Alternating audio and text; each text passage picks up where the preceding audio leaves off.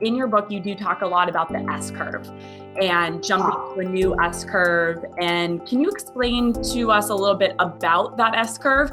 I know that we do have some slides here that display what it's going to look like.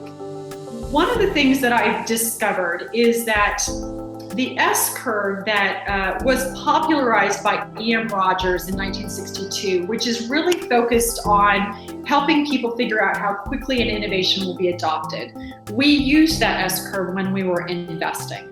And the way we looked at it is we said, all right, when you first launch a new product, you're going to be at the bottom of the S. And so there's going to be a lot of work happening, but not a lot of results. And then typically once you reach 10 to 15% market penetration, you're going to reach a tipping point.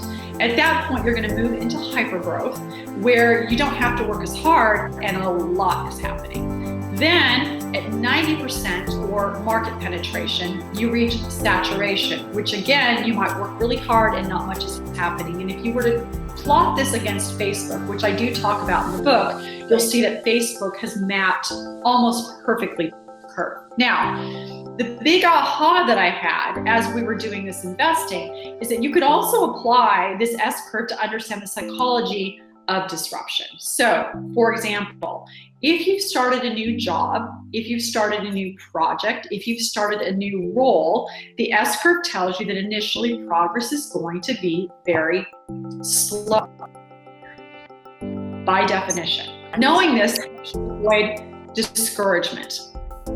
Then as you put in the work, you will start to accelerate into competence. And with this comes confidence. Now, if you're tracking against the 10,000 hour rule, that period of feeling completely incompetent and you're only working 40 hours a week only, then you're going to be in that low end of the curve about 6 months. Then you'll figure out what you're doing and you'll move into competence, and with that comes confidence. And this is the exciting, exhilarating part of the curve where all of your neurons are firing, and you want to ideally be in that place as long as possible.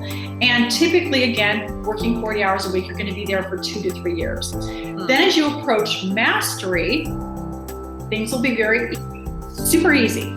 But because you're no longer enjoying the feel-good effects of all that learning, you can actually get bored. And so sometimes what will happen is once you get bored, if you don't jump to a new curve, either because you're afraid to jump or your boss won't let you jump, that plateau can become a precipice. And so bottom of the curve, you can get discouraged.